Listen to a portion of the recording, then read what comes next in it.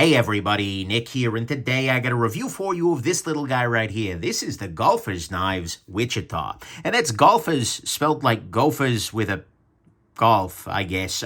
Very, very weird knife. But anyways, let's go ahead and get into it. But before I do that, actually, I want to let you know that this guy was sent my way, actually handed my way by the maker. I actually went up to them at Blade Show West. We talked about doing a review at some point in time. I had a bit of time in my on the schedule, so to speak, and I really liked this particular model. I think it was a really nice approach, and so I talked to the guy, and he handed me this guy from his stock. We have to assume it's the best quality controlled one ever, but at the same time, he just pulled it out of a box of a bunch of other ones, so I feel like this is probably pretty representative.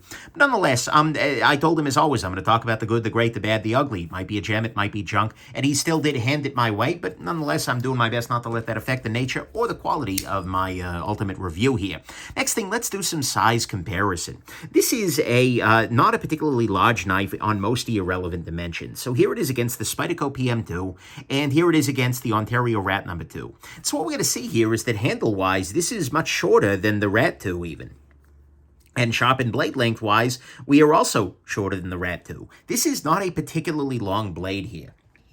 Here it is against the Spyderco Delica, whose handle is roughly equivalent on this kind of dimensionality. But again, sharpened blade length is similar, but this guy's a little bit smaller. The relevant comparison, though, is actually going to be on this dimension here. What we're going to see is this is a very, very thick knife. And so if we put this guy next to the Spyderco Delica, we see this is markedly thicker. And in fact, this guy is going to come in much closer to the Spyderco PM2, and in fact, exceeding the PM2 in thickness. And that's pretty remarkable, I suppose. So, sorry, I'm looking at a ball marker. It's markable, too. Anyway, so there you go. Next thing, what the heck is this thing? Why is it the way it is? What is your thing, Golphers? And, well, their thing is golf, right? Golphers is a company that is trying to make knives that are really and succeeding, I should say, at making knives that are dedicated to the golf world, right? They started off with an original version called the Ace that was very high-end. It was, I think, $300, and, you know, a pretty fancy little piece there. They have made now a second round of these guys. This is a much more budget-friendly version. It's still $100, so it's not like a classical budget knife, but at the same time, compared to $300, that's much more friendly to at least to a golf budget. And that seems to be a pretty pricey sport anyways. Actually, one other thing I should do real quick is just measure the blade length, and we're going to see this comes in uncontroversially under 2.5 inches, which is going to be a beautiful thing for folks living in some regions. So that can be a thing, and there are a couple of different models of this guy. So this is the Wichita. Here in the Wichita has an opening notch on the blade here, or opening hole, that is, so you can either thumb it open with your thumb, or you can flick it open with your index finger or middle finger there. There is also a thumb stud version as well. They've got a couple of different versions, a couple of different colors. There are a couple of different models here, but nonetheless, that's what I got here, and that's the Wichita. So let's go ahead and jump into the good, the great, the bad, and the ugly of this very interesting, very unusual little tool right here. So to start with, size-wise, it's actually quite nice, right? Because you get actually a fair amount of grip on it, because you've got this area here that does serve as a forward finger choil, and then you get still a full 4-finger grip on it. Even if you choke back a little bit, you've got a fair amount of handle. This is very well designed, I got to say that. It is, in fact, an Eric Oakes design, which sort of explains it, right? He is a person who can absolutely design a knife. And so this is a very nice size, and I think it does a good job of being small enough to be legal in a bunch of places, but also at the same time, quite nice in the hand, and quite nice in the hand in terms of amount of gription and stuff like that. That's a great thing. Next thing, the action on this guy is quite nice. It's hard to do this under a camera, but you can get a very, very easy flick with it. You can also get into that opening hole and open it well slowly with your thumb, and of course, you can also two-hand open the guy. That's not a problem either, right? So you've got a bunch of different kind of parts of the action that are quite nice, and so I appreciate that. And so the action here is good, and is very, very reliable, very easy, and frankly has a very nice resonance to it. I think it's actually the divot tool. There you go. That's causing that little bit of resonance, but it is Pretty impressive. So that's good. Next thing, I gotta say, the design of this guy is reasonably smart. And in fact, I just gave away one of the cool things that this knife offers. This is meant to be a tool for golfers. And so as a result, it has a couple of extra tools that most knives don't have. One of them is a divot tool. So if you make a divot landing on the green, you can stab this into the ground and kind of, get the soil back into its natural sort of situation. You also have a bottle opener, cap lifter on the back here. And the other thing that you get is this little bit right here. This is actually a ball marker. If you put your thumb in there and then kind of press down at the bottom, it pops up in a way so you can put this guy down where your ball was, and that way, the other people around you can play through and not, start playing pool. So that's a really nice thing. But they've done a lot of things here, right? They've done the cap lifter, they've done the divot tool, they've done the blade, they've done the marker. And it all works together pretty well, right? It's not the easiest thing to take apart and put together. It's not hard, but it's just there's a lot of steps here. But overall, looking at it, I just kind of felt like, oh, this is smart. This is a nice design. They've thought a lot about this. And so I appreciate that. I think they've done a really nice job here. And especially being as weird as it is, would have been very easy to do badly. And I got to say, the cap lifter on here is very nice. Every ginger beer I tried it against surrendered immediately. That's a beautiful thing. The ball marker is kind of a cool idea, right? Not only just having it in there, which is a nice thing, but I think the fact that they not only have this little angry gopher looking dude, but they have a whole selection of these guys, a whole section of their website that has all kinds of different versions of this. They even have a marker of the month club where they will send you a brand new one that can fit into your knife every month. And you know what? Is it ridiculous? Yes, but it's kind of cool, right? I got to appreciate that. And the fact that they're giving you that option, and they sell blanks too for you to lazy yourself, that's kind of cool, right? And I appreciate that they're leaning into it and having a little bit of fun with the idea. One thing that is worth noting, though, is that it doesn't actually turn out to be that magnetic. I mean, this is definitely in there with magnets, but they've designed it in such a way that it's not sticking to every single thing in your life. Right? If I put the little marker in there, I mean, certainly it does have some magnetism to it, but it's not crazy. So again, it's a very, very smart design, and I think it's a cute little thing, and I think for a lot of people, it's like, oh yeah, here's a ball marker. Looks kind of cool. And it's, by the way, one-handable. And that's actually my next point, is that every part of this knife is actually one-hand accessible, which makes a lot of sense, right? You might be carrying, well, probably not a ball, but carrying a club in the other hand or something like that, but you might still need to drop your marker. And in fact, the way that they've done this makes it very easy to drop it one-handedly, right? Or you can open the blade one-handedly, very easily, especially if you're not under a camera. You can get the divot tool with just one hand. Pop that guy out of there. The divot tool, by the way, does not lock, but it doesn't need to as far as I'm concerned. And so that's very nice. And of course, you can still, well, you probably need the other hand to hold on to the bottle, but you can do that too. So I appreciate very much that they're doing that one-handable. It just, again, comes down to smart design. Then finally, on the good side, the blade on this guy is nice. It is, the blade itself is a 9CR steel, the 9CR 18 MOV, I believe. Either way, it is 9CR steel, which is a solid budget sort of steel. But it is, just generally speaking, well done. They have a crown spine here, which means that this area is smoothed off and rounded, which is a beautiful thing. Comes down to a very nice thin edge here. It's got a nice sharpening / finger choil. And overall, you know what? The blade is good. It's a nice design. It's got all kinds of belly to it, but it'll work. It's a good, solid, everyday carry pocket knife blade.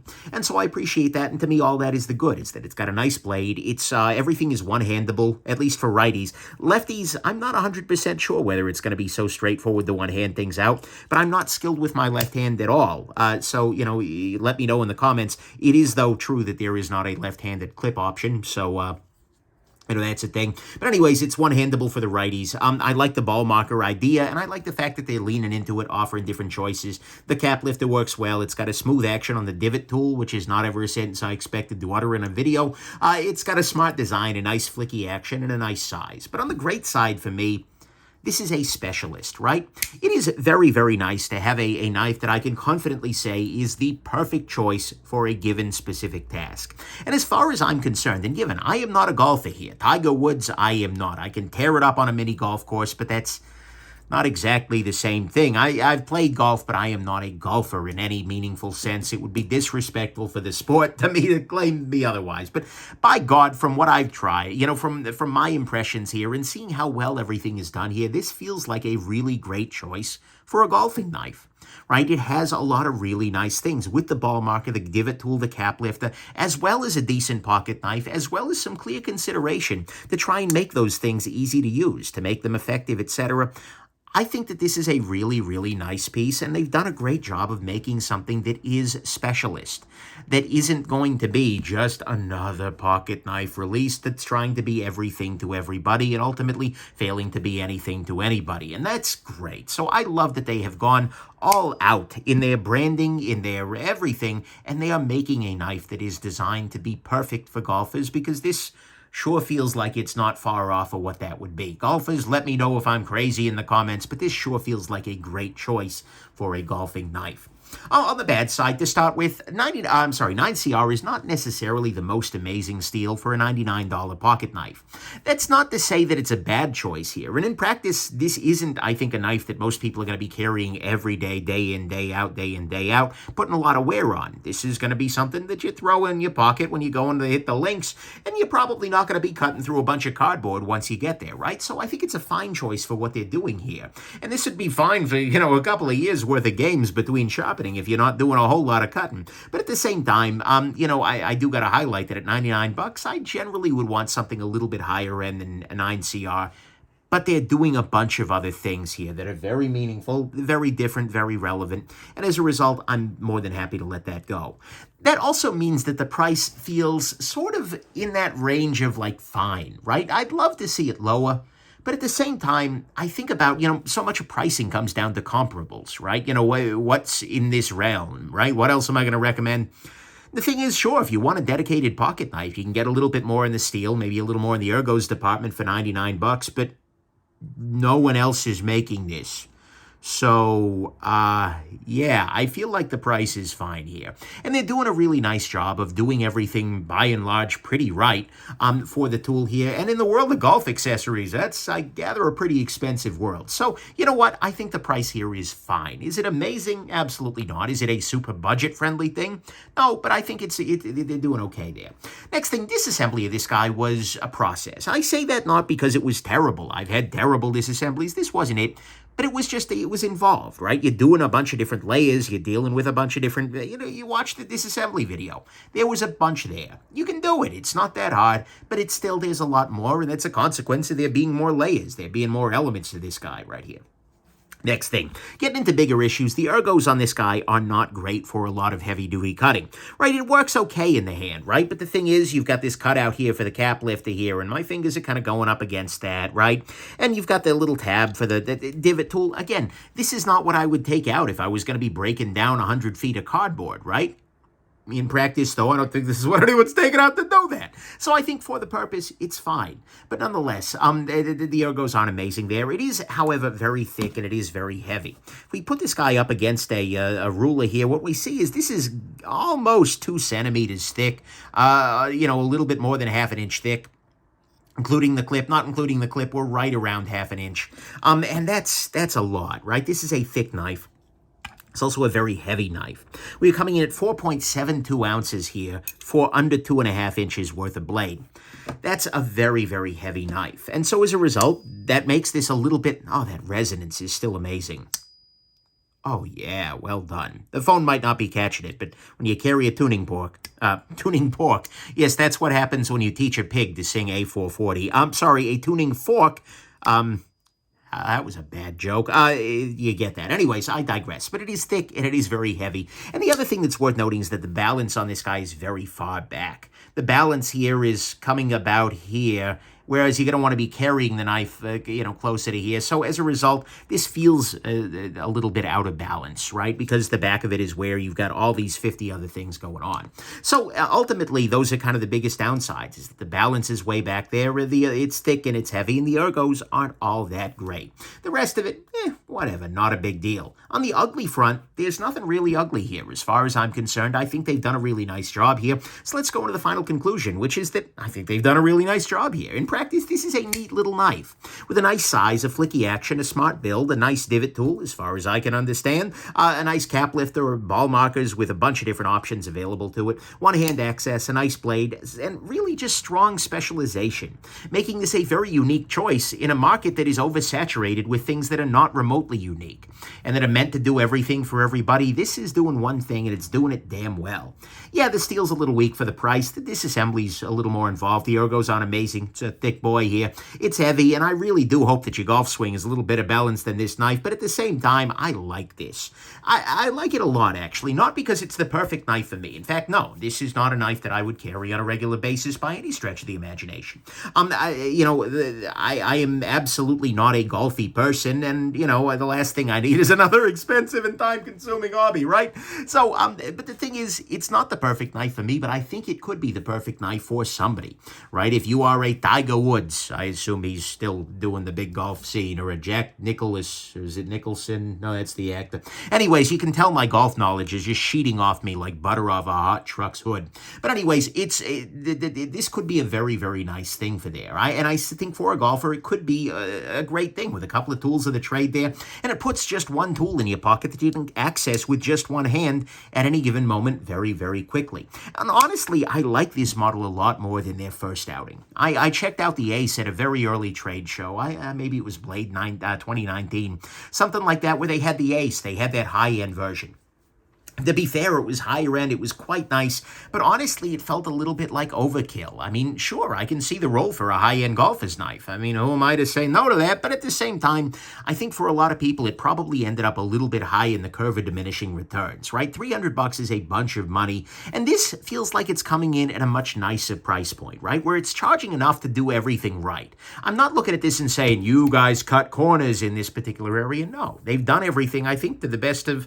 Well, okay, they've done everything in a way that feels like it could be to the best of their ability, right? This feels good. They're skimping in the areas that maybe don't matter as much for this kind of tool, right? I mean, sure, they could have done Maximet here, but there's no real need for them to. So I gotta say, I like it. I think they've hit a sweet spot, and this model here, the Wichita, feels a lot more compelling, I think, than their original stuff did, just given the price, given what they're returning here. So I think this is a really nice approach. And in the golfing world, I think they've hit a nice sweet spot in terms of price. The other big question, though, that I'm going to get from a lot of people, and I already have, is, is this going to be a good everyday carry tool off the links? And in practice, this is kind of a yes and no sort of thing. I mean, sure, you could, right? It's a solid knife. And particularly for light cutting tasks, it will suffice. You will have a fine pocket knife carrying this. And, on the day when you're coming home from the course or whatever, you've got a good knife, right? That's not a problem here. This is not a bad knife by any stretch of the imagination.